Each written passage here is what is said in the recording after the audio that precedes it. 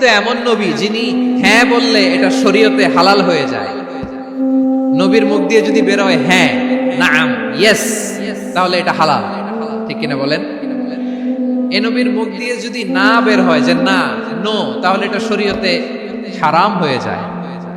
কেমন নবী আমরা পেয়েছি, যিনি হ্যাঁ বললে হালাল, না বললে হারাম, যিনি সাব্বাবা এই আঙ্গুলি উপরের দিকে উঁচু করলে চাঁদ ভেঙে 2 টুকরা হয়ে যায়, যে নবী জমিন থেকে পা উঁচু করলে আল্লাহর আরশে মেরাজে চলে যায়, এমন নবীর উম্মত আমরা হয়েছি। যে নবীকে বাদ দিলে কোরআন বোঝা যায় না, কারণ এই নবীর উপরই কোরআন নাজিল করেছে কে?